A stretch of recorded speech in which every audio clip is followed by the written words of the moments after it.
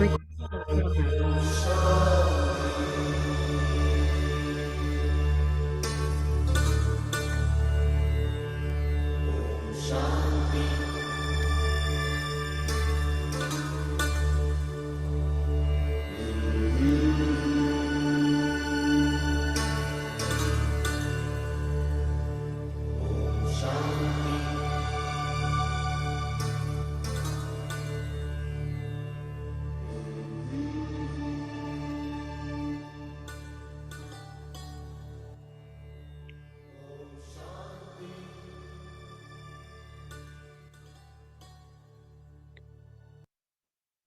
ओम शांति। ओम शांति। ओम शांति।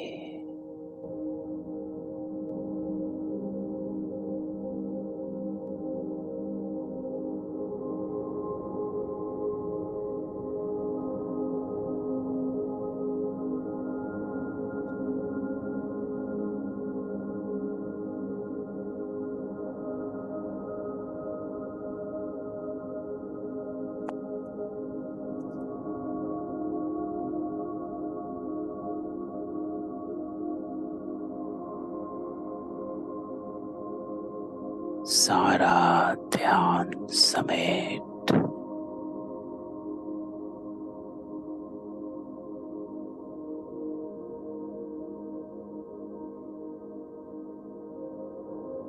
अपने आप को देखें।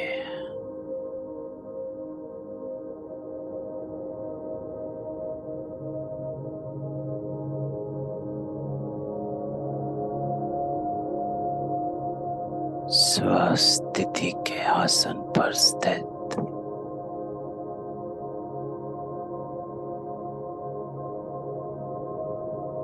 अपनी पहचान से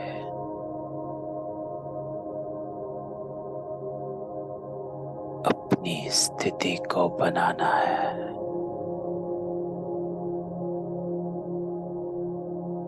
मैं कौन?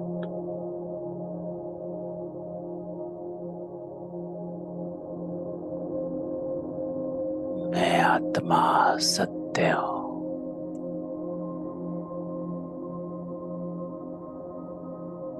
दिव्य हूँ।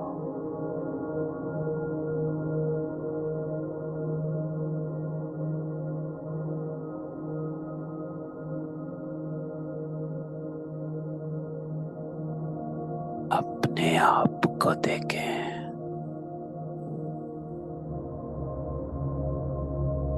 पूरे सृष्टि चक्र में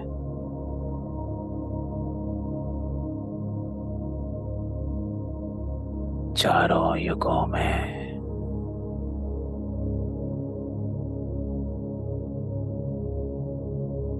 सभी वर्णों में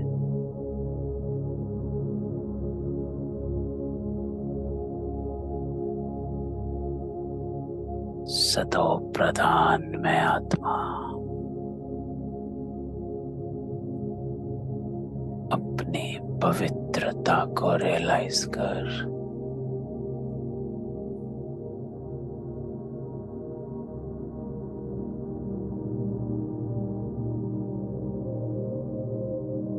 अपने पहले जन्म को याद कर।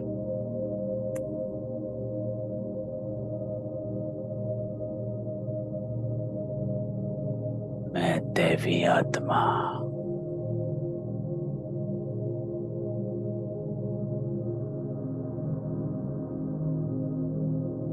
ईश्वरीय संतान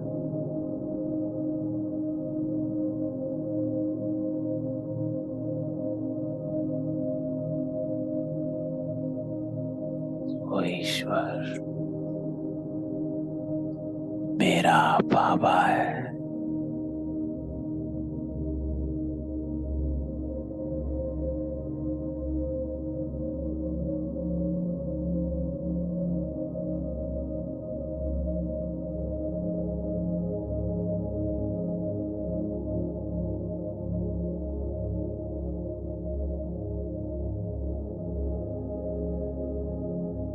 अति सूक्ष्म ज्योति बिंदु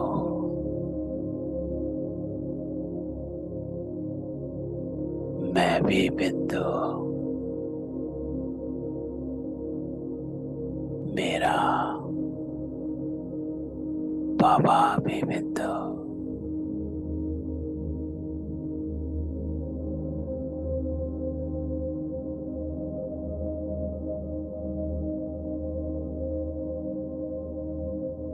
वो भी निराकार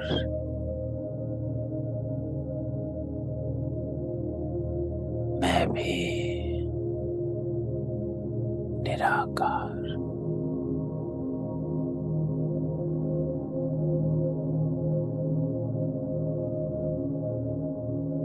बाबा मुझे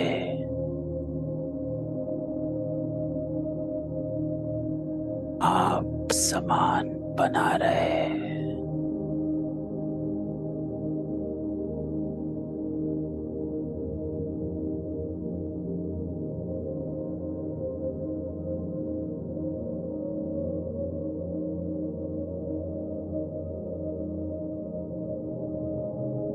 मन में जो भी संकल्प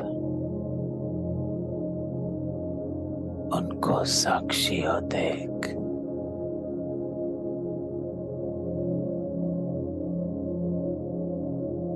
मन बुद्धि एकाग्र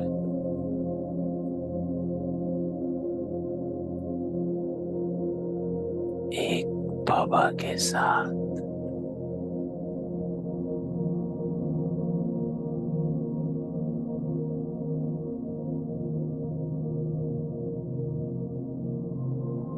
किसके सामने बैठे हो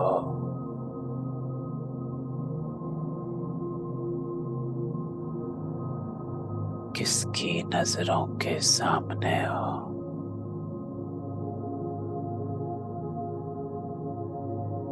बाप की नजर में बच्चे और बच्चों की नजर में बाबा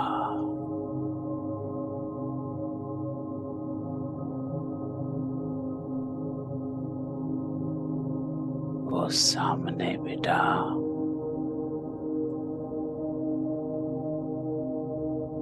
पहला पाठ हमें पक्का करा रहा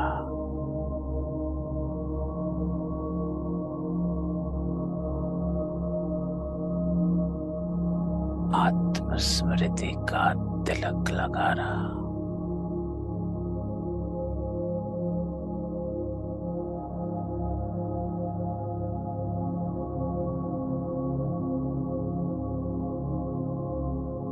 तो चले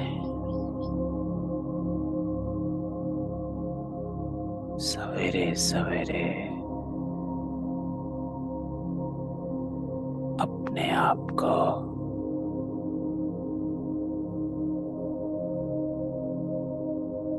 समर्पित बुद्धि कर ज्ञान सागर बाबा के सामने मुझ आत्मा का ज्ञान स्नान हो रहा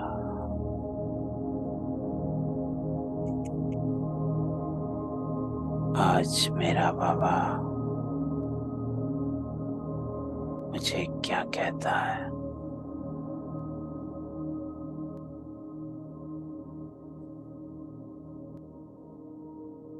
तो बाबा के सामने बैठ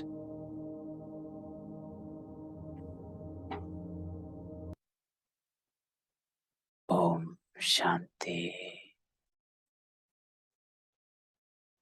26 सितंबर 2022 मीठे बच्चे रूहानी बाप ने यह रुद्र ज्ञान यज्ञ रचा है। इस यज्ञ के रक्षक तुम ब्राह्मण हो। तुम गायन लायक बनते हो, लेकिन अपनी पूजा नहीं करा सकते हो। तो आज बाबा 4 बातें बोलता है।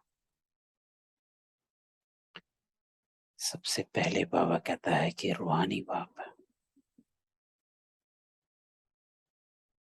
ये यज्ञ रचा है रूहानी बाबा ने। निराकार परम पिता परमात्मा,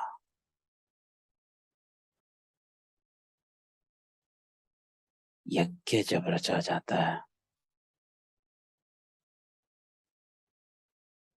तो शुद्धिकरण का यज्ञ होता है। किस ना किसी चीज की शुद्धिकरण। स्थूल में भी जब यज्ञ रचते हैं तो आह्वान किया जाता है। तो बाबा कहता है ये रुद्र ज्ञान यज्ञ रचा है, जिसमें पतितों को पावन बनाया जाता है।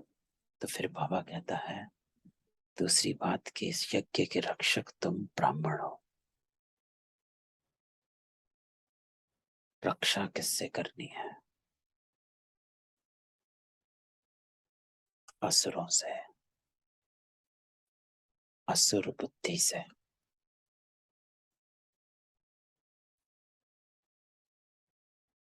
तो आत्मा, हमारी बुद्धि, असुरी संस्कार भी हैं अभी और दैवी संस्कार बढ़ रहे हैं। तो बाबा कहता है इस यज्ञ की रक्षक तुम ब्राह्मण करते हो। ब्राह्मण अर्थात जो ब्राह्मण धर्म की पालना करता, मर्यादाओं की पालना करता, श्रीमत पर चलता। तो फिर बाबा कहता है तुम गायन लायक बनते हो, लेकिन अपनी पूजा नहीं करा सकते हो। ब्राह्मणों का गायन है, यादगार है, लेकिन पूजा देवताओं की होती है, क्योंकि उनकी आत्मा पवित्र और शरीर दोनों पवित्र। तो पूजने लायक वो बनते हैं। तो जब आप की आत्मा पवित्र हो जाएगी तो शरीर पवित्र मिलेगा, तब आप पूजन लायक बन जाएंगे।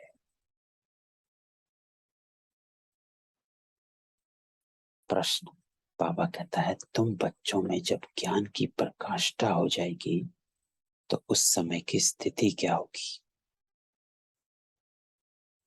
पिछले हफ्ते भी बाबा ने ज्ञान की प्रकाष्ठा, बच्चों की निशानियां बताई थी।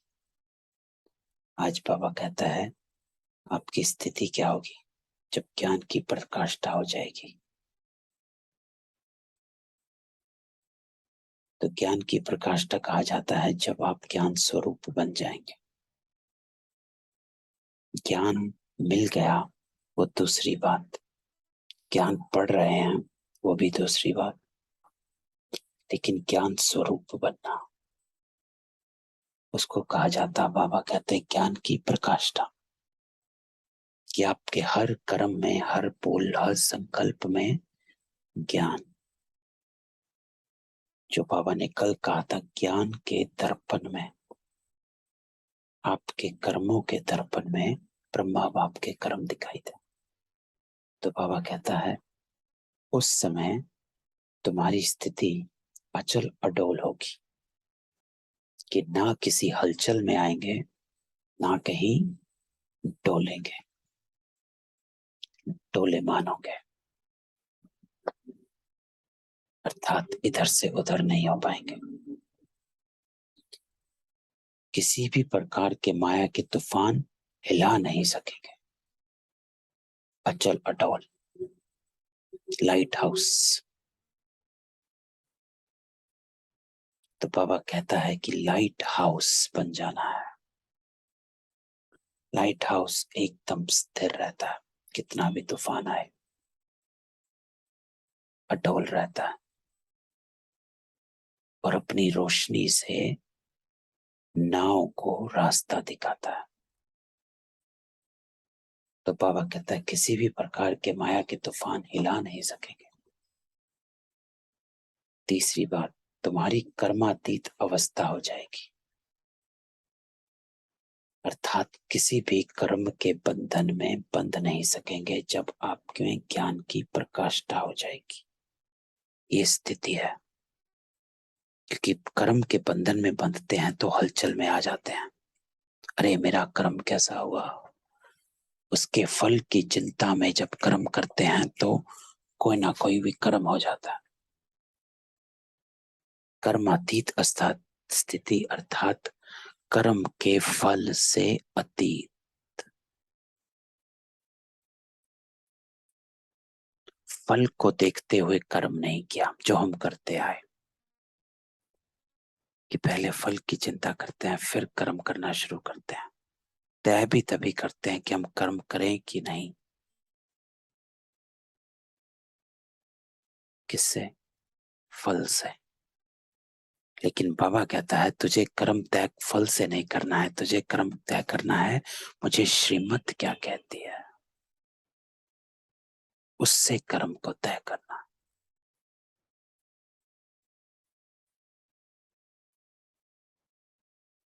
फल से नहीं,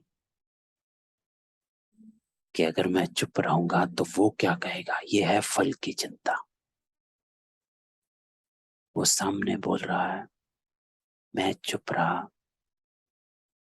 तो उसके आगे क्या होगा, यह है फल की चिंता। तो फल की चिंता कल कर्म किया तो कर्मातीत स्थिति नहीं, कर्म बंधन में बंधते हो विकर्म हो जाता है। तो बाबा कहता है कर्मातीत अवस्था अर्थात फल की चिंता नहीं, श्रीमत ने जो कहा वो किया, जो होगा उसकी चिंता नहीं। श्रीमत कहती है चुप रहना है तो चुप, मीठा बोलना है तो मीठा, क्रोध नहीं करना है तो नहीं करना है, फल की चिंता नहीं करना। यहां पर कर्म बंधन बंध गया।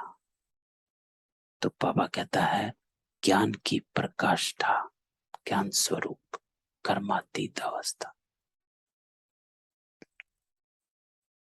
फिर बाबा कहता है अभी तक ज्ञान की पूरी प्रकाष्ठा ना होने के कारण माया के तूफान स्वप्न आदि आते हैं। तो सबसे बड़ी चेकिंग जो बाबा कहता है कि तेरा संस्कार चेंज हुआ है, वो तेरे स्वप्न तुझे बताते हैं। और ये मेरा अनुभव मैंने कई बार सुनाया कि स्वप्न में भी मैंने चीजों को, विकारों को मना किया, हटा नहीं किया। स्वप्न में भी याद रहा कि नहीं खाना है तो नहीं खाया।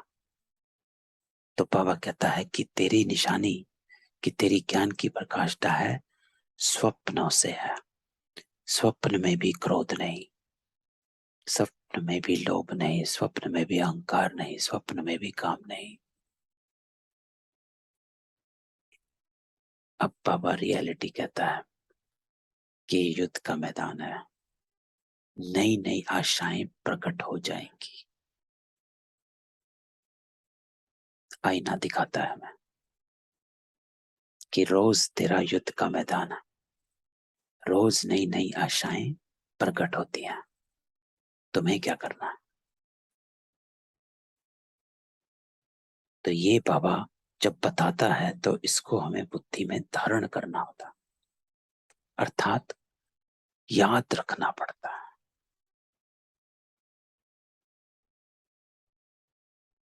क्या करना है क्या नहीं करना है, इसको याद रखना बुद्धि में।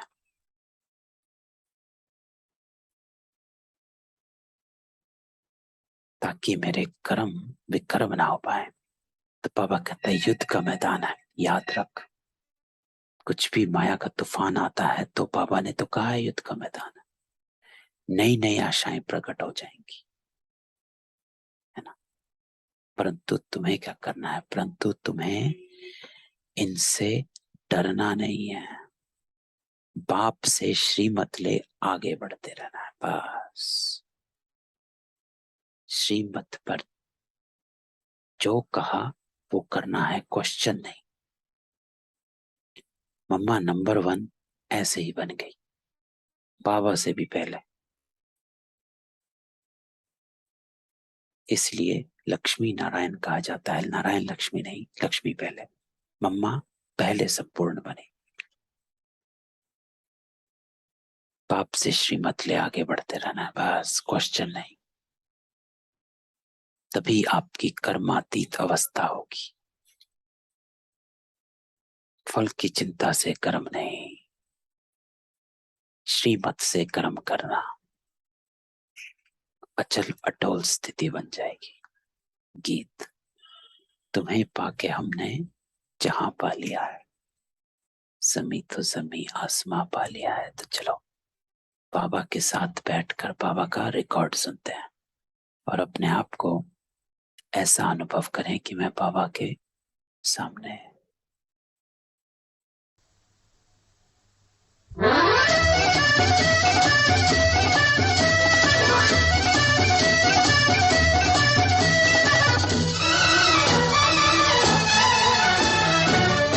तुम्हें पाके हूँ जहाँ पा लिया है, तुम्हें पाके हूँ जहाँ पा लिया है। ज़मीं तो ज़मीं आसमां पा लिया है, तुम्हें।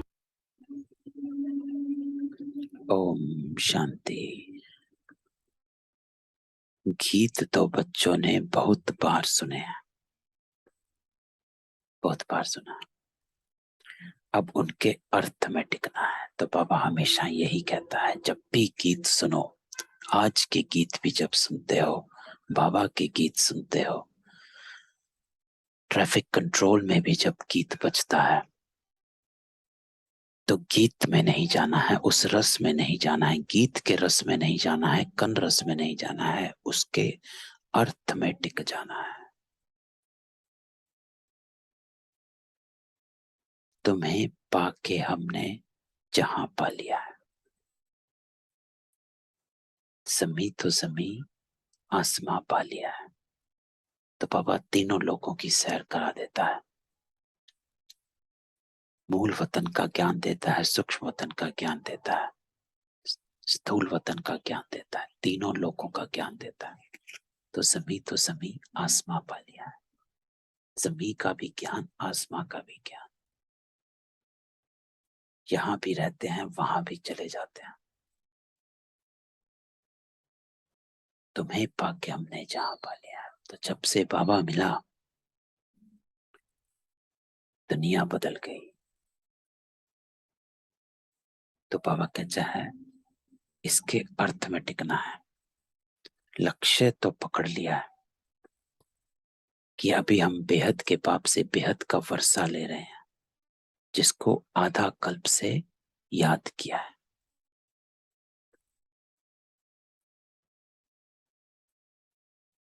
तो ये अपने आप से पूछना है कि मैं बाबा से वर्षा ले रहा हूं, कौन सा वर्षा, किसका, कौन कौन सा वर्षा बाबा देता है। शांति का वर्षा। जब अशांत हो जाता है मन, तुरंत बाबा के साथ बैठ के बाबा से पूछो, बाबा मुझे शांति का वर्षा दे, मीठे बोलने का वर्षा दे। तो बाबा कहता है, रावण वर्षा छीनते हैं, अशांत कर देता है, क्रोध करवाता है, लोभ करवाता है, अहंकार करवाता है, पांचों विकार कराता है। तो रावण वर्षा छीन लेता है, बाबा वर्षा देता रहता है, रावण छीनता रहता है। बाबा कहता है, दुनिया वाले इस बात को नहीं जानते, तुम बच्चे जानते हो। कौन सी बात? कि यह रुद्र ज्ञान यज्ञ है, कोई मनुष्य का नहीं है, प्रजापिता ने यह यज्ञ नहीं रचा है, रुद्र का है। रुद्र किसको कहा जाता है? शिव को।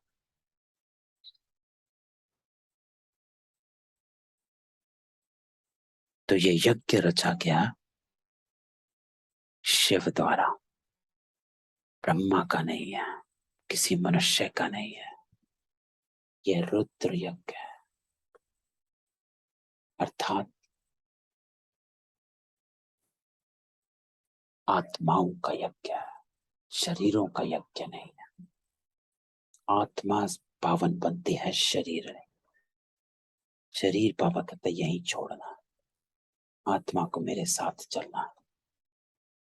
तो बाबा कहता है ज्ञान सागर अथवा शिव ने यह यज्ञ रचा है। यज्ञ तो अनेक प्रकार के रचते हैं ना, जैसे दक्ष प्रजापिता कहते हैं। अब दक्ष प्रजापिता तो है नहीं, ब्रह्मा है प्रजापिता। दक्ष प्रजापिता अक्षर नाम कहाँ से आया? बाबा बैठ समझाते हैं और हम बैठ समझते हैं। समझते हो? अपनी बुद्धि को एकाग्र करो। जब बाबा बैठ समझाते हैं तो हम भी बैठ समझें। बाबा कहता है ये रॉन्ग बनाया हुआ है ना। ये कहानी है शास्त्रों में दक्ष की, कि दक्ष ने असुरों के संहार के लिए यज्ञ रचा था।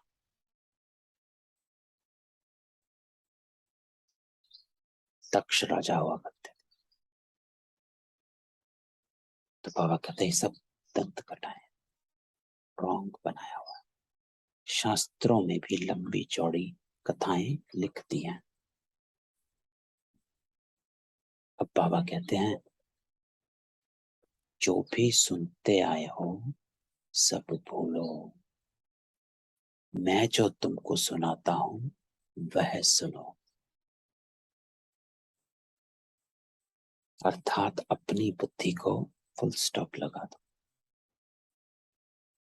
क्या, क्यों, कैसे के क्वेश्चन में नहीं आ जाओ। मैं जो तुमको सुनाता हूं वह सुनो। गीता में भी श्री कृष्ण ने अर्जुन को यही कहा था कि अर्जुन अपनी पंडिताई छोड़। अर्जुन आर्ग्यूमेंट कर रहा था। 18 अध्याय श्री कृष्ण ने सुनाए, अर्जुन को फिर भी समझ नहीं आया। 18वें अध्याय में कृष्ण कहता है अर्जुन अपनी पंडिताई छोड़, मैं जो तुमको सुनाता हूं वह सुनने। और फिर उनको दिव्य दृष्टि से साक्षात्कार कराता। तब अर्जुन की समझ में आता कि ये कोई साधारण नहीं। तो ये बाबा हमें कहता, यही इसी का यादगार है कि जो सुनते आए हो सब भूल जाओ, मैं जो तुमको सुनाता हूं वह सुनो, अपनी पंडिताई छोड़। प्रजापिता तो एक ही होगा ना। जो भी यज्ञ रचते हैं वह सब है मटेरियल यज्ञ। मटेरियल यज्ञ अर्थात स्थूल यज्ञ, जिस्मानी यज्ञ, किसी ना किसी चीज की लौकिक प्राप्ति का यज्ञ।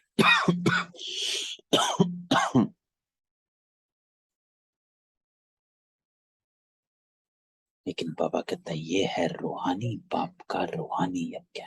इसमें भी ब्राह्मण चाहिए। वह ब्राह्मण तो है कुकवंशावली, लेकिन तुम हो मुखवंशावली।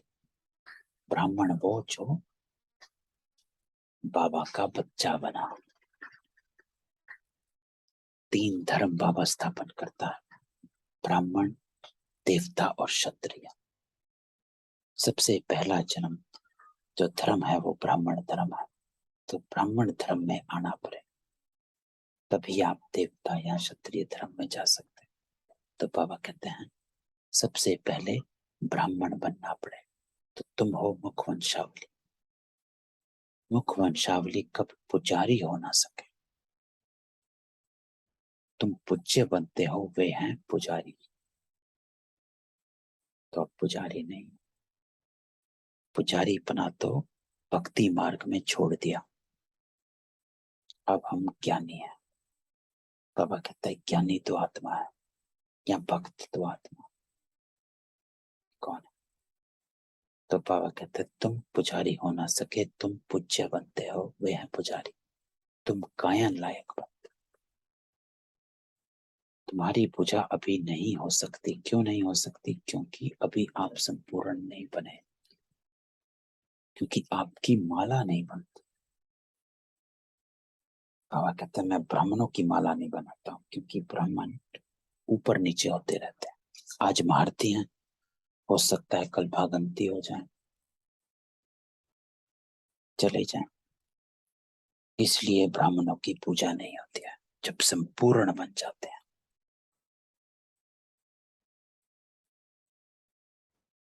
तो बाबा कहते अगर देहधारी की पूजा करते हैं तो वह रॉन्ग है। पवित्र हैं ही सतयुग में देवता है, तो पूजने लायक आप नहीं बनते, देवताएं बनते।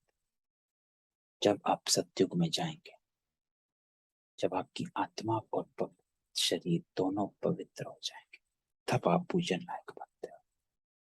तो बाबा कहता है हिंदुओं की रस्म रिवाज है, जो स्त्री को कहा जाता है पति ही तुम्हारा गुरु ईश्वर सब कुछ है, तो पति के चरण धोकर पीती है। आजकल तो वह रिवाज नहीं। सिविल मैरिज में यह अक्षर नहीं निकालते कि पति तुम्हारा गुरु ईश्वर आती है। ये सब है ठगी। इसलिए चित्र भी ऐसा बनाया कि लक्ष्मी नारायण के पांव दबा रहे। समझते हैं वह भी ये सब करती थी। हिंदू नारी को यह करना चाहिए। हाफ पार्टनर ने यह धंधा कराया जाता है क्या? किस्म किस्म के होते हैं। तो बाबा एक कहानी बाबा की सबको याद होगी कि ब्रह्मा बाबा, वो चित्र जिसमें लक्ष्मी नारायण के पांव दबा रही हैं और नारायण लेटे हुए हैं, तो बाबा ने उस चित्र में से लक्ष्मी को निकलवा दिया था। कहा था कि ये नहीं हो सकता कि लक्ष्मी नारायण के पांव दबाए, इसमें से ये हटा दो, सिर्फ नारायण रहने। तो बाबा कहता है तो जो रस्म देखते हैं वह चित्र बना देते हैं। बस जैसी बुद्धि, बाबा कहता है वैसा चित्र बना दिया। अब वहां ऐसे थोड़ा ही हो सकता जो लक्ष्मी बैठ पांव दबाए। बाप कहते हैं मैं द्रौपदी के आकर पांव दबाता, है ना। तो ये महाभारत में कहानी है कि कृष्ण ने द्रौपदी के पांव दबाए थे,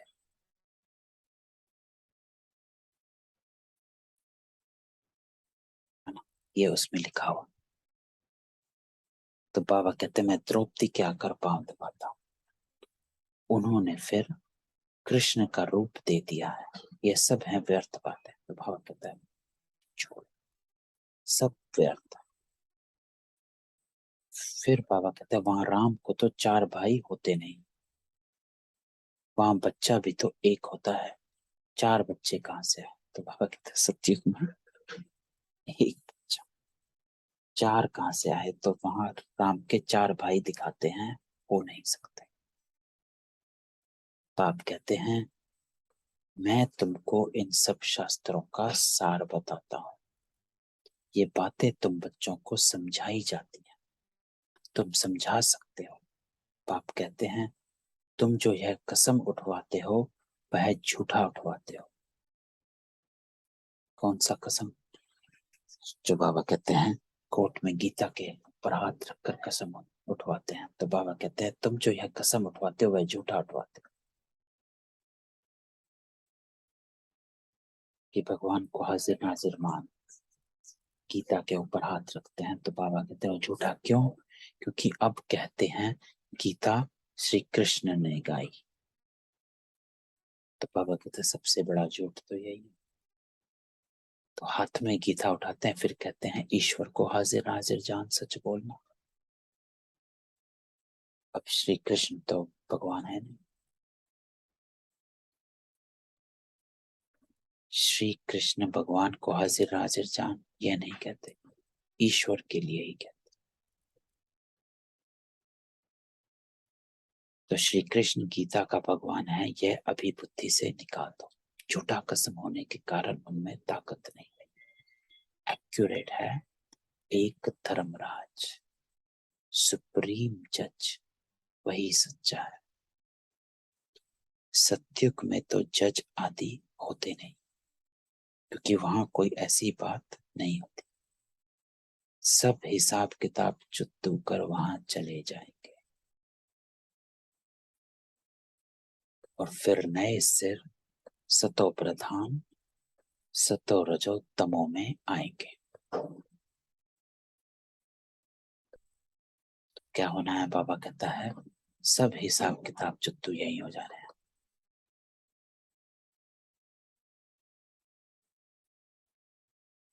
और फिर नए सिर सतो प्रधान सतो रजो तमो में आएंगे। हर एक वस्तु जो तुम देखते हो नई से पुरानी जरूर होती है। दुनिया भी नई से पुरानी होती है, ये पुरानी दुनिया है। तो बाबा कहता है कि हर चीज पहले नई होती है, पुरानी नहीं होती। कोई पुराना घर नहीं बनाता है, नया घर बनाता है। कोई पुरानी कार नहीं बनाता है, नई कार बनाता है, फिर वो पुरानी हो जाती है। आज तक सुना कि किसी ने पुराना घर बनाया, पुरानी कार बनाई? तो ये सृष्टि जो आज जैसी है, आज जो प्रकृति का हाल है, सृष्टि का हाल है, मनुष्यों का हाल है, तुम्हें लगता है कि ये सृष्टि, ये प्रकृति, ये मनुष्य ऐसे थे स्टार्ट? अगर हम आज से, अगर मैं अपने बचपन को भी देखूं, 30 साल 40 साल पहले चला जाऊं, तो दुनिया तब भी अलग थी, आज भी अलग है। और पीछे चले जाएं तो दुनिया और अलग थी, आज अलग है। तो बाबा कहता है जो तुम देखते हो नई से पुरानी हुई है। इसका अर्थ कभी ना कभी तो ये सृष्टि नई थी, सतो प्रधान थी, आत्माएं भी नई थी, सतो प्रधान थी।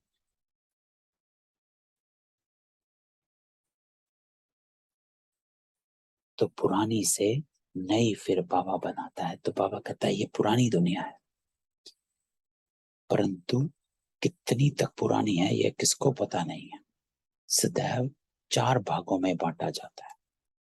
यह भी 4 युग है, पहले नया, फिर चौथा पुराना, फिर आधा पुराना, फिर सारा पुराना हो जाता है। तो आज बाबा सृष्टि चक्र, गोले का राज समझाता है कि पहले नया, सतयुग, फिर चौथा पुराना कलयुग, फिर आधा पुराना, फिर सारा पुराना हो जाता है, बिल्कुल ही टूटने लायक हो जाता है। इस कल्प की आयु 5000 वर्ष है और अभी तुम हो अंत में। तो बाबा कहता है ये कलयुग के अंत का भी अंत है। अंतिम जन्म में तुम बाप से वर्षा पाते हो 21 जन्मों के लिए। तो बाबा कहता है ये अंतिम जन्म है, तुम बाबा से मिले हो। तो कुछ दिन पहले की मुरली में बाबा ने कहा था कि जो सबसे पहले बिछड़े हैं बाबा से, उनसे बाबा सबसे पहले आकर मिलता है और फिर वो सबसे पहले ऊपर जाते और फिर वो फिर सबसे पहले आते हैं।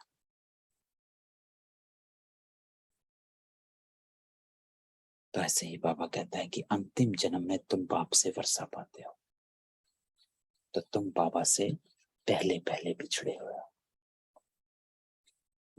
सतयुग त्रेता में 21 जन्म, द्वापर कलयुग में 63 जन्म क्यों होते हैं? क्योंकि पतित बनने से आयु कम हो जाती है। तो ज्यादा जन्म हो गए, आयु कम तो जन्म ज्यादा, आयु ज्यादा तो जन्म कम। तो आधा कल्प आयु बड़ी होती है ना। तो सत्युग त्रेता में तो 150 वर्ष। अभी तुम योग सीखते हो, तुम बच्चे यहाँ योग व याद सीखने के लिए नहीं आए हो, यहाँ तुम आते हो सम्मुख मुरली सुनने।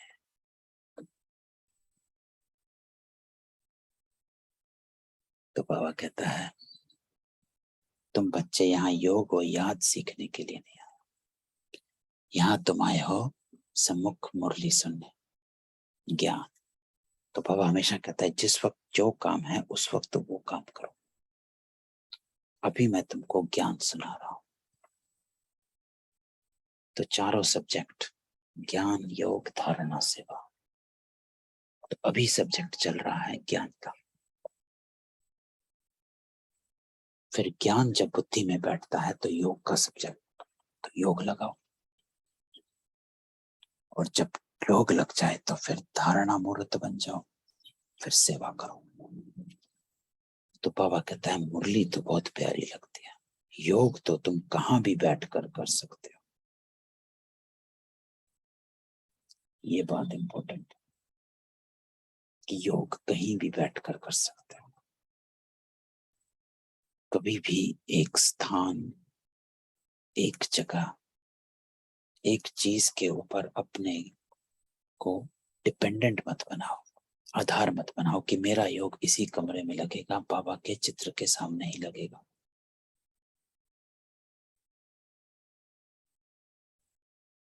किसी जगह को, किसी भी स्थूल चीज को, किसी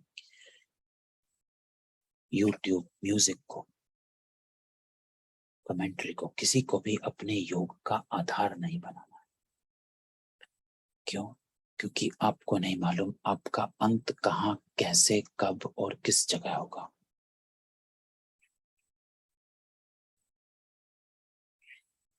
तो उस समय आपके पास आपका कमरा ना हो, बाबा का चित्र ना हो, यूट्यूब ना हो, म्यूजिक ना हो, कमेंट्री ना हो, तो क्या होगा? योग नहीं लगाएंगे क्या? तो बाबा कहता है योग तो तुम कहां भी बैठकर कर सकते हो। तो ऐसी प्रैक्टिस करनी है कि मेरा कहीं पर भी योग लग सके, कहीं भी बैठे हो, चाहे कहीं जा रहे हो, आ रहे हो, इधर हो उधर हो।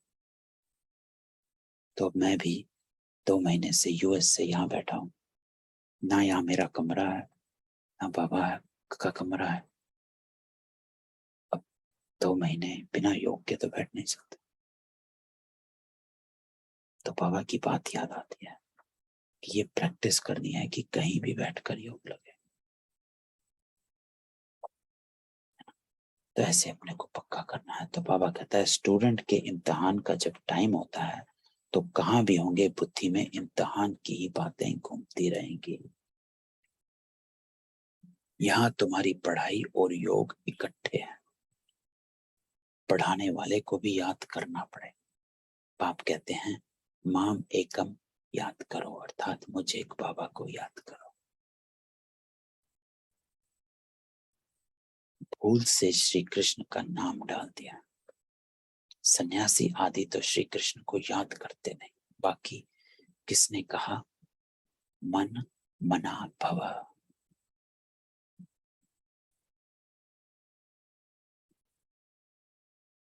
तो गीता में भी अक्षर है 2 बार, मन मना भव। तो बाबा कहते हैं किसने कहा मन मना भव? मन मना भव का अर्थ है अपने मन को मेरे मन के साथ जोड़ ले।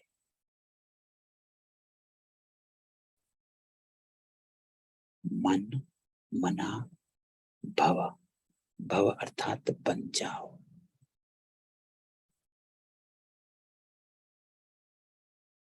तो अपने मन को मेरे मन के साथ जोड़, जो मेरा संकल्प हो तेरा संकल्प बन जाए।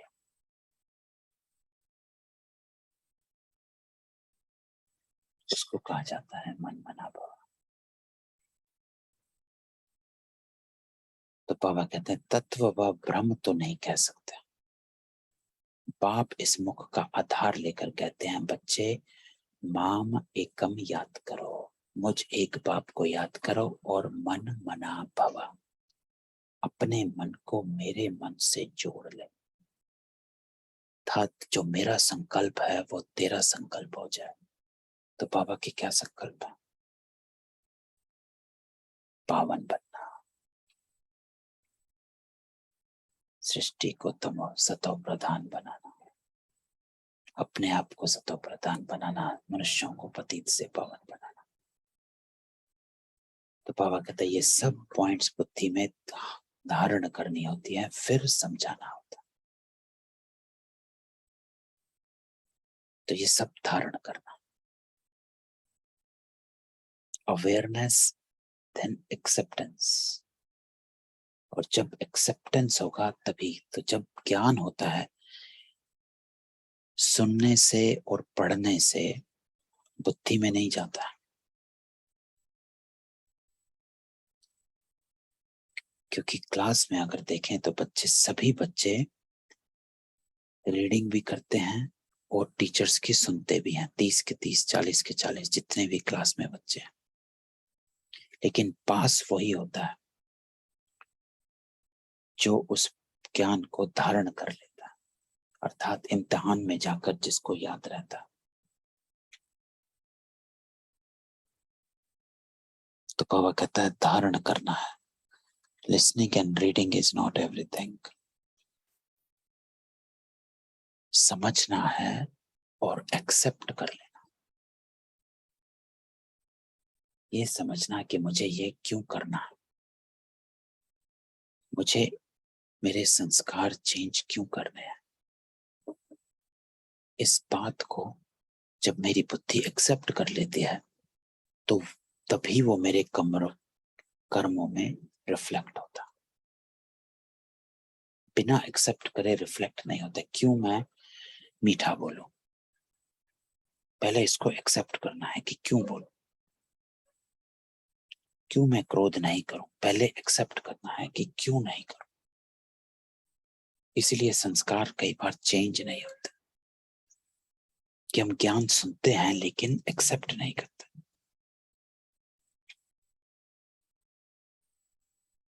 तो बाबा कहता है धारण, धारण करना फिर समझाना। समझाना अपने आप को पहले समझाना, फिर दूसरों को समझाना। तो बाबा कहते हैं कांग्रेसी लोग कितना आवाज से बोलते थे। उन्हों का लीडर था बापूजी। वह था जिस्मानी बापूजी, ये है रूहानी बाप। सभी का बाप तो गांधी हो ना सके। शिव बाबा तो सबका बाप है ना। ब्रह्मा भी बाप है। परंतु इस समय सिर्फ तुम जानते हो, सारी दुनिया तो नहीं मानेंगी क्योंकि समझते नहीं। यहां हम बापू निराकार शिव बाबा को कहते हैं।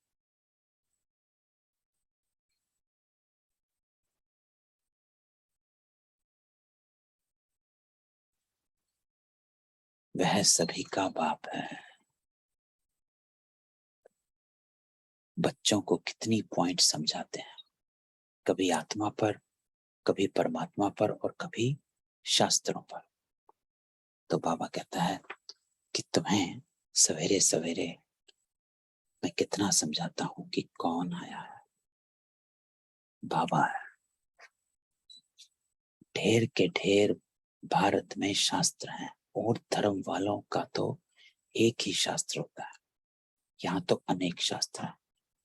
फॉलोअर्स भी जो कुछ सुनते सत सत करते रहते, एम ऑब्जेक्ट कुछ भी नहीं।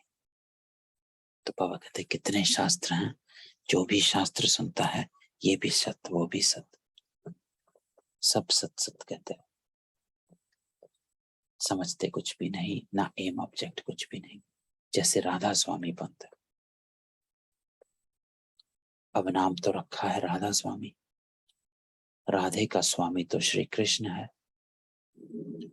वास्तव में जिस रूप से भारतवासी श्री कृष्ण को समझते हैं वैसे है नहीं, है ना? क्योंकि भारतवासी तो श्री कृष्ण को भगवान के रूप में समझते हैं, श्री कृष्ण तो वैसा है नहीं। और फिर बाबा कहते हैं राधे तो कुमारी है और श्री कृष्ण कुमार है, फिर कृष्ण का स्वामी कैसे कहेंगे?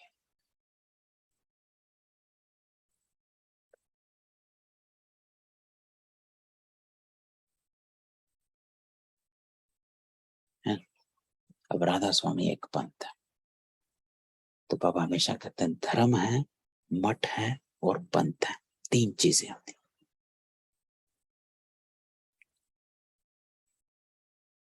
ना। जो झाड़ में बाबा बताते हैं धर्म, मुख्य धर्म है, मठ निकलते हैं और पंथ निकलते हैं। तो राधा स्वामी एक पंथ है और राधा का स्वामी तो श्री कृष्ण है, लेकिन बाबा कहते हैं राधे तो कुमारी, श्री कृष्ण कुमार है, फिर कृष्ण का स्वामी कैसे कहेंगे? जब स्वयंवर बाद लक्ष्मी नारायण बने तब स्वामी कहा जाए, है ना।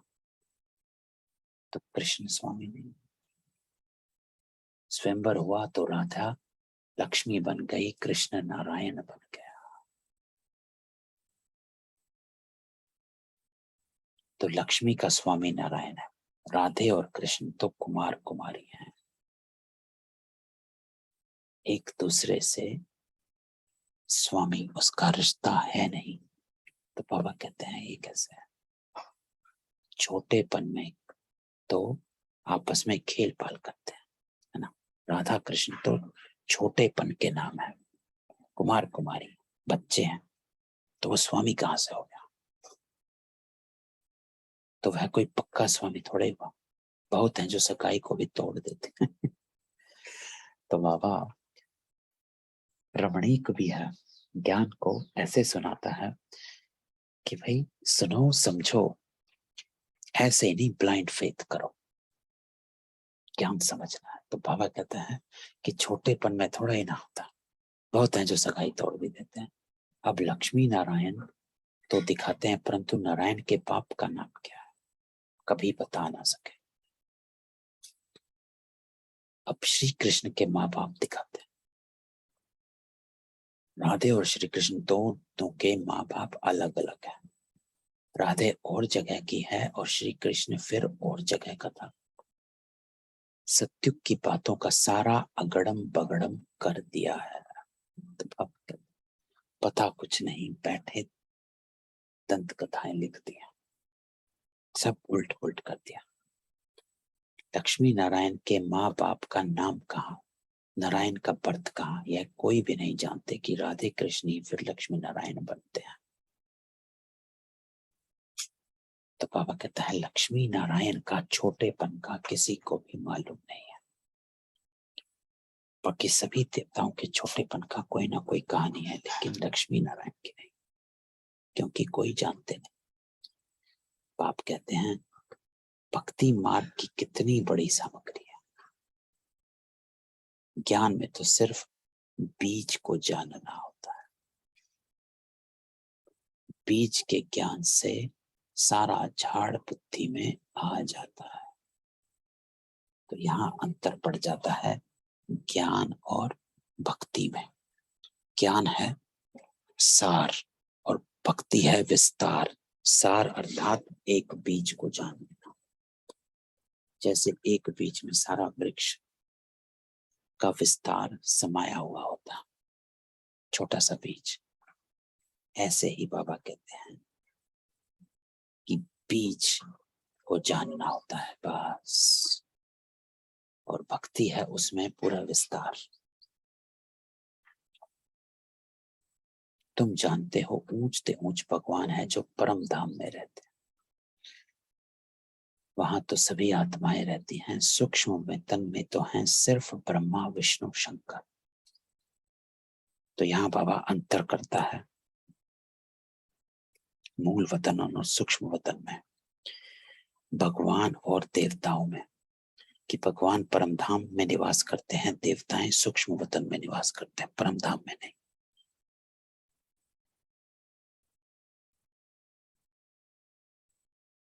ब्रह्मा और विष्णु तो पुनर्जन्म में आते हैं, बाकी शंकर नहीं आता। जैसे शिव बाबा सूक्ष्म है वैसे शंकर भी सूक्ष्म है, तो उन्होंने फिर शिव शंकर को इकट्ठा कर दिया है। तो बाबा राज बताता है कि ब्रह्मा सो विष्णु, विष्णु सो ब्रह्मा। तो ब्रह्मा और विष्णु तो पुनर्जन्म में आते हैं, है ना? लेकिन शंकर सूक्ष्म है शिव बाबा की तरह, क्योंकि शंकर जो है वो तपस्वी स्वरूप है। इसलिए शंकर को अगर आप देखें तो शंकर के ऊपर एकदम निर्वस्त्र दिखाते हैं, कपड़े नहीं दिखाते हैं, जटाधारी दिखाते हैं। क्यों? क्योंकि वो एक तपस्वी है, तप करता है, तप से विकारों का विनाश करता है। तो वो तपस्वी स्वरूप है, योगी स्वरूप है शंकर का। ब्रह्मा का है ज्ञान स्वरूप।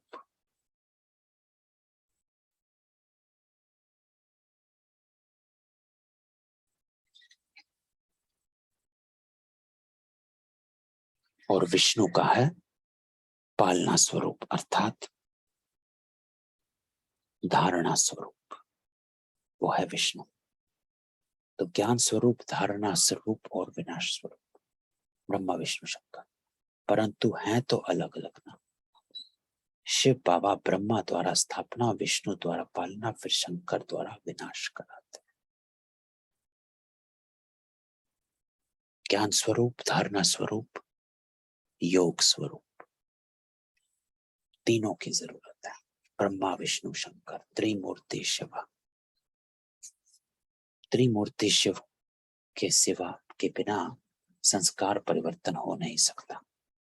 तो हमको ज्ञान स्वरूप भी बनना है, धारणा स्वरूप भी बनना है, योग स्वरूप भी बनना है। तो ब्रह्मा विष्णु शंकर त्रिमूर्ति शिव तुम्हारे अंदर। तो ब्रह्मा सो विष्णु हो जाता है, ब्रह्मा सरस्वती, ब्रह्मा सो विष्णु हो जाता है।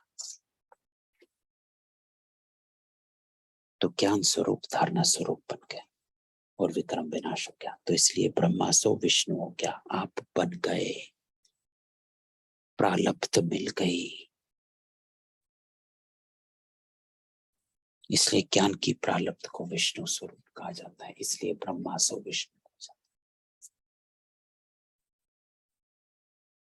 ब्रह्मा सरस्वती सो लक्ष्मी नारायण बनते हैं। तत्त्वम अर्थात तत्त्वम का अर्थ है तुम भी बन जाओ, तुम भी वो। ब्रह्मा सरस्वती सो नारायण, लक्ष्मी नारायण बनते हैं। बाबा आज वरदान देता है तत्त्वम, तुम भी बन जाओ लक्ष्मी नारायण, तुम भी देवता घराने के हो ना। इसलिए बाबा कहता है तत्त्वम, क्योंकि तुम भी देवता घराने के हो तो तुम भी बन जाओ। तो बाप तुम्हें सब राज समझाते रहते हैं, बाकी धारणा करने वाले नंबर वन। जिसने जो पद पहले पाया था वही पुरुषार्थ चल रहा है।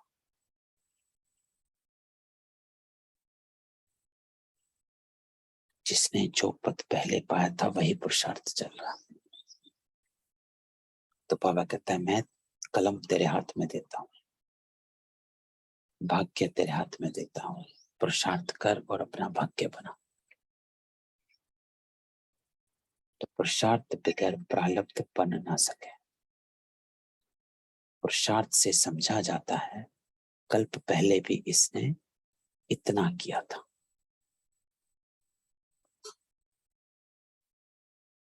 अभी तुम्हारी पढ़ाई चल रही है, रुद्रमाला विष्णु की माला गाई जाती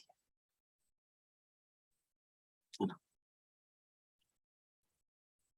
बाकी ब्राह्मणों की माला है नहीं, क्योंकि पुरुषार्थी है।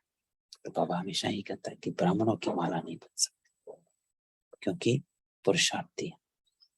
आज अच्छा चलते हैं, कल माया का घूसा लग पड़ता है, तो रुद्र माला बनने से फिर ट्रांसफर हो जाएगी। ब्राह्मण तो पुरुषार्थी हैं। आज अच्छे चलते हैं तो कल फिर गिर पड़ते हैं, तो माला बन ना सके।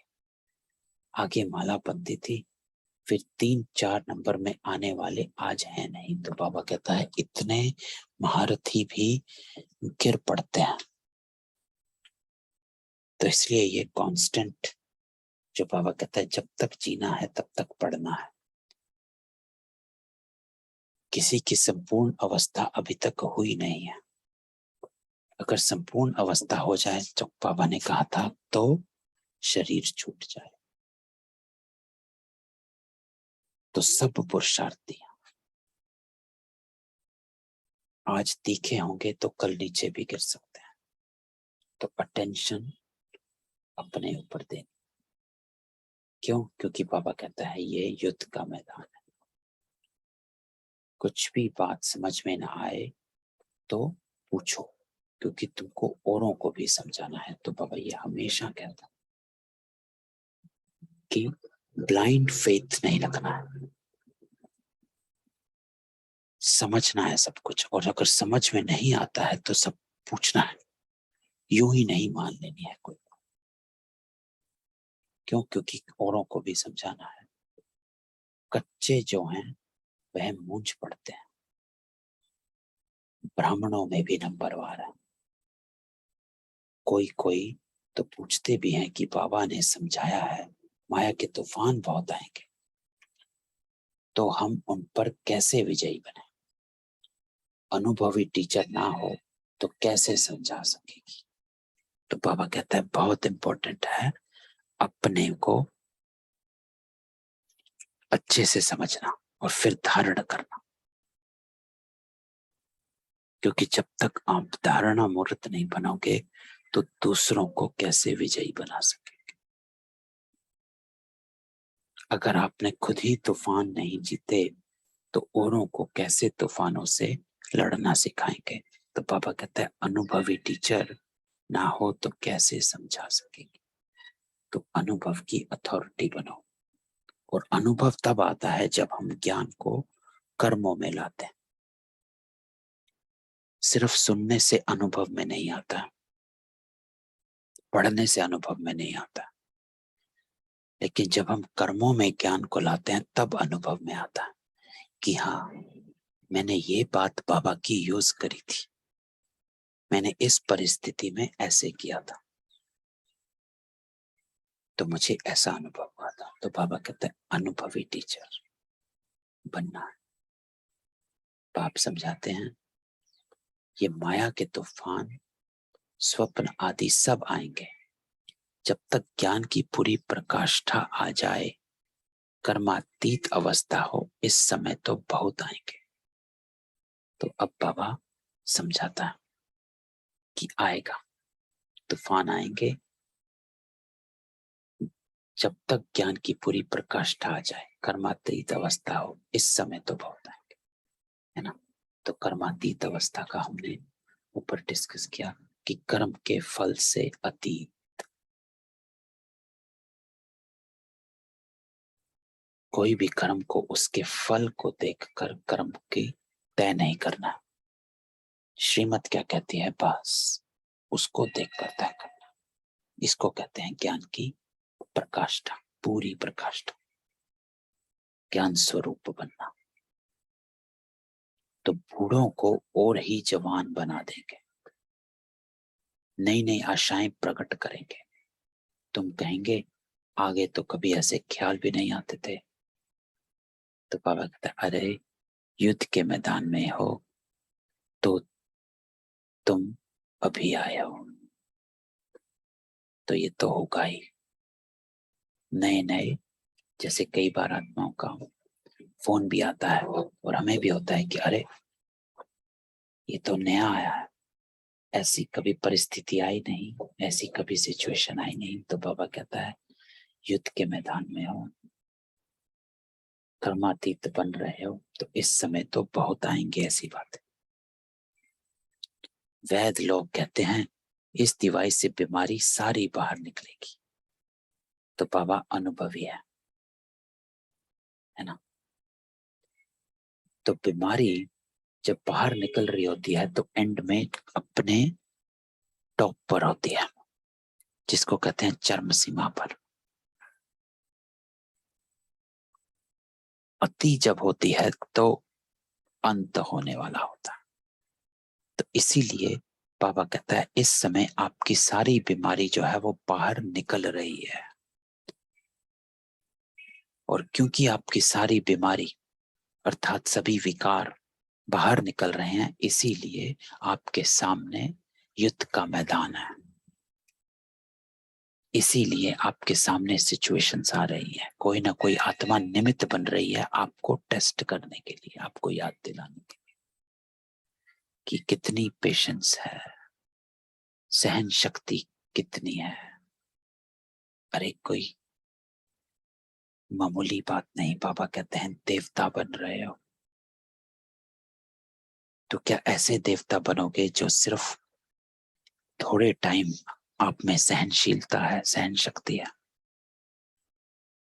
5 बात किसी ने बोली, छठी बात में क्रोध आ गया, ऐसे देवता बनना है। देवता तो ऐसे नहीं होते। तो हमेशा याद दिलाओ कि मैं बन क्या रहा हूं।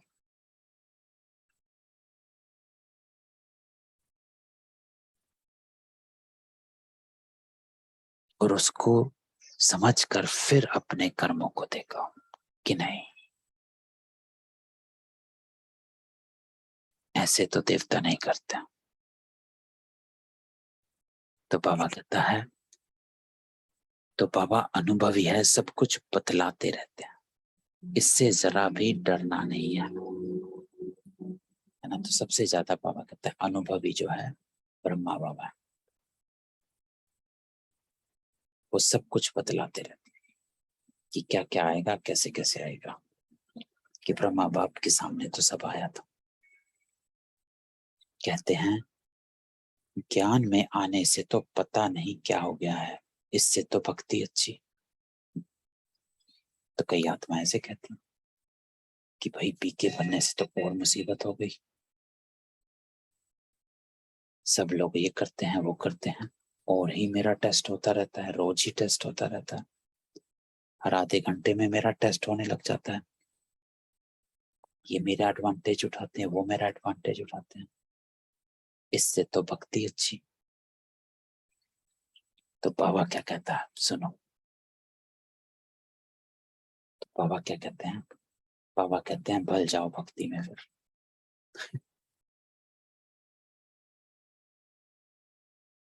भल जाओ भक्ति में। क्यों? क्योंकि ये करना मासिक का घर नहीं है। बाबा हमेशा कहता है आसान नहीं है बच्चे। चुप रहना आसान नहीं है, ये बाबा जानता है, तुम भी जानते हो। आसान नहीं है तभी तो देवता बन रहे हो। आसान नहीं है तभी तो कोटों में कोई आत्माएं हो। आसान होता तो सभी ना आ जाते, सभी भक्त ज्ञानी ना बन जाते, है ना। क्यों आदि सनातन देवी देवता धर्म 9 लाख से शुरू होता है? क्यों सिर्फ 33 करोड़ देवी देवता है? आसान होता तो 840 करोड़ देवी देवताएं होते। अभी तक एक धर्म एक राज ही होता।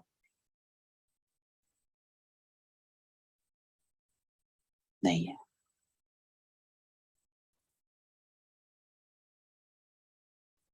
अनेक धर्म अनेक राज चल रहे हैं। क्यों? क्योंकि आसान नहीं है।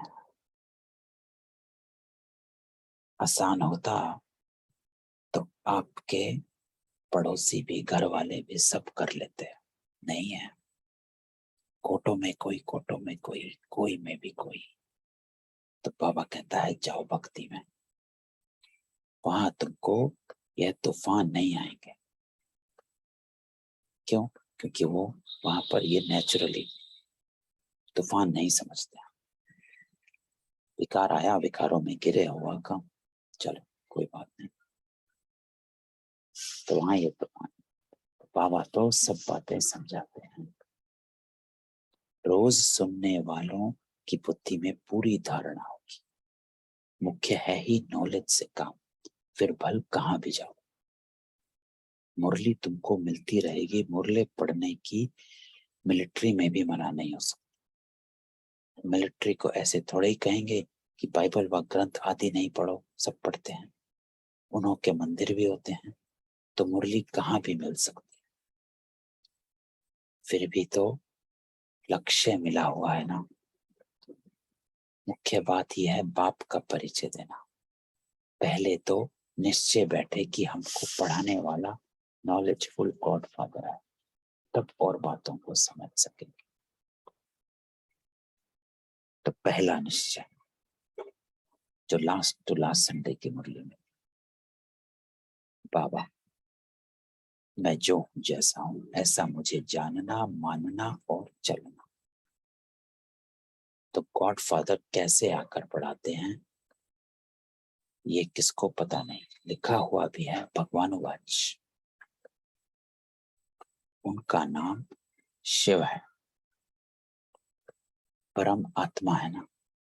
परम अर्थात सुप्रीम। परम धाम में तो सब रहते हैं। आत्माओं में भी सुप्रीम पार्ट तो किसका होगा ना। उनको क्रिएटर, डायरेक्टर, मुख्य एक्टर कहा जाता है। तो अब बाबा बताता है कि बाबा का परिचय क्या है। उसका नाम शिव है, वो परम है, आत्मा है लेकिन सुप्रीम है। क्रिएटर भी है, डायरेक्टर भी है, मुख्य एक्टर भी है ना। क्रिएट भी करता है, डायरेक्ट भी करता है ड्रामा को, और मुख्य एक्टर अर्थात किरदार भी निभाता है। तो बाबा आकर ज्ञान का किरदार भी निभाता है, ज्ञान देने का किरदार निभाता है। तो वो है रचयिता, करण करावनहार, फिर पार्टधारी भी है, सब कुछ है। इसमें आकर कितना पार्ट बजाते हैं जिससे भारत स्वर्ग बनता है। तो बाबा का ये पार्ट है, आकर ज्ञान सुनाना, पतितों को पावन बनाना, समझ देना, परिचय देना। ऊंचते ऊंच बाप शिव बाबा आया, क्या आकर किया, कुछ भी नहीं जानते। कल्प की आयु ही लंबी करती है।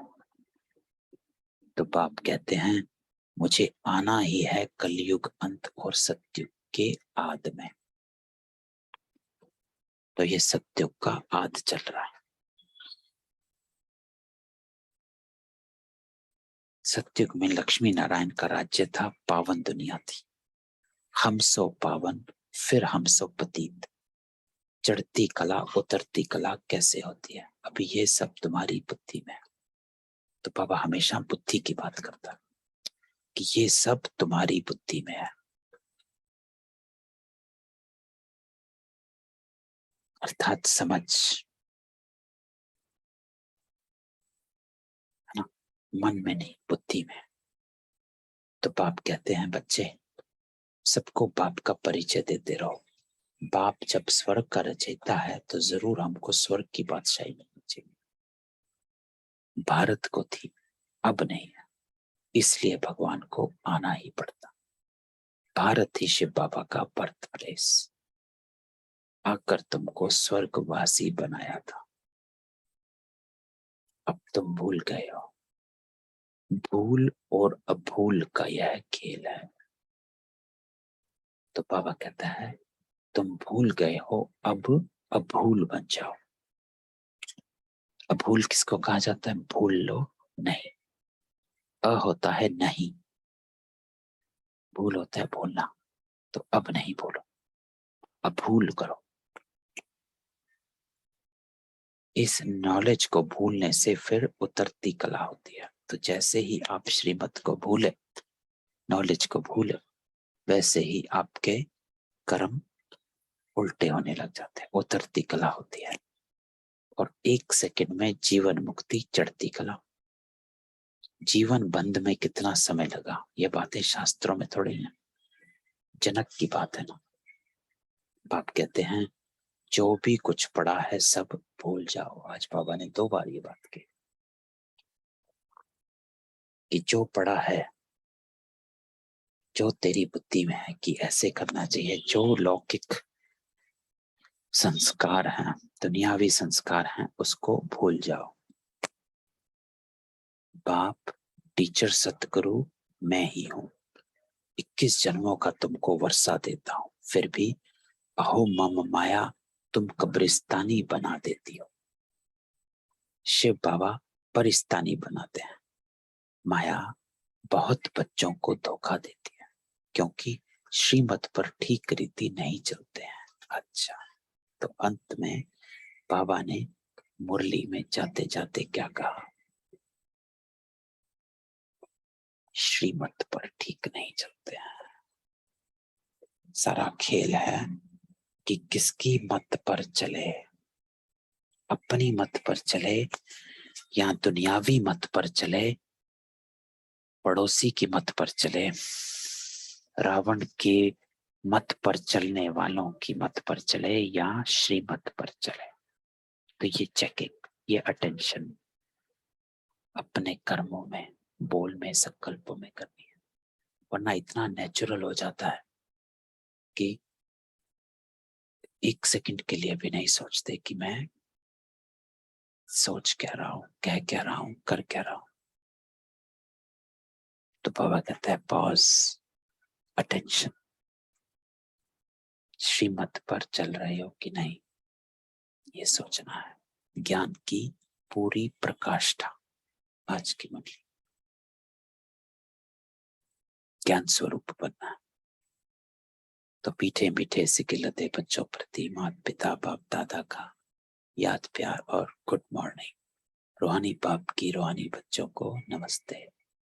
हम रूहानी बच्चों की रूहानी बाप दादा को भी याद प्यार, नमस्ते और गुड मॉर्निंग। धारणा, मुरली रोज जरूर पढ़नी है। माया के तूफानों से डरना नहीं है। क्यों? क्योंकि तो आएंगे। आप बन रहे हो, कोई और तो नहीं बन रहा। किसी भी प्रकार के धोखे से बचने के लिए श्रीमत लेते रहना। धारणा, श्रीमत किसकी मत पर चला? जो कल की मुरली थी बाबा की, एक बाबा दूसरा ना कोई या दूसरा भी कोई और है, एक और है। सत्य और असत्य का अंतर जो बाबा ने कल बताया था। कल की सारी मुरली में बाबा ने एक बात को सामने लाया था कि ये चेक करना है कि किसका सहारा लिया तो किसको किनारा किया।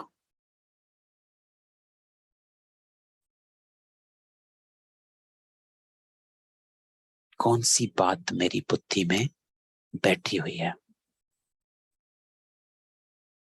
किसी और की याद, किसी व्यक्ति की। तो बाबा ने 3 बातें कह दी, नाम मान शान,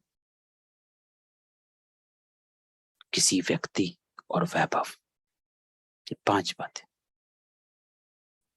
इसका सहारा लिया है या फिर बाबा का सहारा लिया है। अपने अहम अहंकार में बैठे हैं कि श्रीमत पर बैठे हैं ना। तो आज भी बाबा कहता है किसी भी प्रकार के धोखे से बचने के लिए श्रीमत लेते रहना, बस श्रीमत पर चलना। कर्म अतीत, कर्म के फल से अतीत, कर्म के फल को समझकर फिर नहीं सोचना क्या करना चाहिए क्या नहीं करना चाहिए, श्रीमत पर चलना। दूसरी धारणा बाबा कहते हैं पढ़ाई और योग दोनों इकट्ठा है, इसलिए पढ़ाने वाला बाप को याद करना। निश्चय बुद्धि बनना और बनाना है, बाप का ही परिचय सबको देना। वरदान, अकाल तख्त पर बैठकर कर्मेंद्रियों से सदा श्रेष्ठ कर्म कराने वाले कर्म योगी बाबा। तो बाबा आज हमको वरदान देता है कर्म योगी भव, कि कर्म योगी बन जाओ। उसके लिए युक्ति क्या बाबा ने बताई? युक्ति बाबा कहता है अकाल तख्त पर बैठ, अर्थात अपने को आत्मा समझ, स्वराज्य अधिकारी। जो तख्त पर बैठता है वो अधिकारी होता है, राजा। कौन बैठता है तख्त पर? राजा। तो अकाल तख्त पर अर्थात आप आत्मा राजा हो। आत्मा राजा अर्थात आपका मन और बुद्धि पर वश, संस्कारों पर वश। मैं जो कहूं मन वो संकल्प करे, बुद्धि एक सेकंड में एकाग्र, संस्कार ईश्वरीय है, इमर्ज। तो जब अकाल तख्त पर बैठेंगे तो कर्मेंद्रियों पर राज्य करते हुए कर्म सदा श्रेष्ठ, उसको कर्म योगी कहते हैं। तो बाबा कहते हैं कर्म योगी वह है जो अकाल तख्त नशीन अर्थात स्वराज्य अधिकारी और पाप के वर्षे के राज्य भाग्य अधिकारी है। तो अकाल तख्त, राज्य अधिकारी अर्थात मेरा इन पांचों इंद्रियों पर वश। क्या देखना है, क्या सुनना है, क्या पढ़ना है, क्या बोलना है, क्या सोचना है,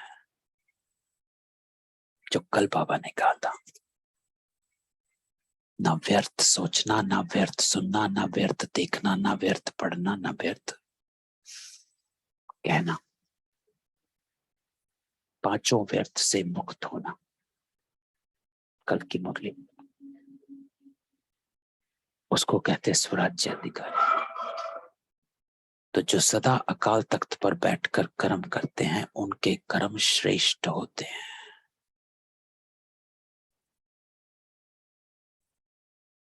कि किसी भी कर्मेंद्रियों के वश नहीं है।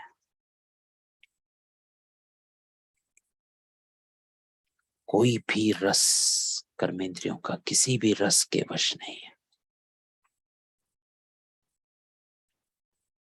तभी कर्म श्रेष्ठ होते हैं, क्योंकि सभी कर्मेंद्रियां लॉ और ऑर्डर पर रहती हैं।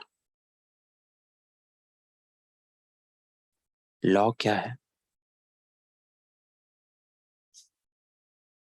एक मुरली में बाबा ने कहा था लॉ क्या है? लॉ है अपने को आत्मा समझ, ये है लॉ। और ऑर्डर क्या है? एक पाप को याद कर। तो लॉ और ऑर्डर क्या है? अपने को आत्मा समझ और पाप को याद कर। Law and order. तो सभी कर्मेंद्रियां लॉ और ऑर्डर पर रहती है। अगर कोई तख्त पर ठीक ना हो तो लॉ और ऑर्डर चल नहीं सकता, है ना। अगर आप आत्मा को नहीं समझेंगे तो चल नहीं सकेंगे। तो तख्त नशीन आत्मा सदा यथार्थ कर्म और यथार्थ कर्म का प्रत्यक्ष फल खाने वाली होती है। उसे खुशी भी मिलती है तो शक्ति भी मिलती है। तो बाबा कहता है तख्त नशीन आत्मा सदा यथार्थ कर्म और यथार्थ कर्म का प्रत्यक्ष फल खाने वाली होती है। एक्यूरेट कर्म, श्रीमत पर कर्म करना। तो जो श्रीमत पर चलेगा उसे खुशी भी मिलेगी और शक्ति भी मिलेगी। हिम्मत दे बच्चे, मदद दे बाबा। स्लोगन, ब्रह्मा व्याप के प्यारे वह हैं जिनका ब्राह्मण कल्चर से प्यार। तो बाबा कहते हैं ब्रह्मा बाप के प्यारे वह हैं जिनका ब्राह्मण कल्चर से प्यार है। तो ब्राह्मण कल्चर क्या? मर्यादाओं के अंदर रहना, मर्यादाओं का पालन करना। तो ये थी आज की बाबा की मुरली, ब्यूटीफुल मुरली। तो बाबा क्या बताता है आज? ज्ञान की प्रकाष्ठा, कर्मातीत अवस्था बनानी है। कर्म के फल को सोचकर कर्म नहीं करना है, श्रीमत पर कर्म करना है।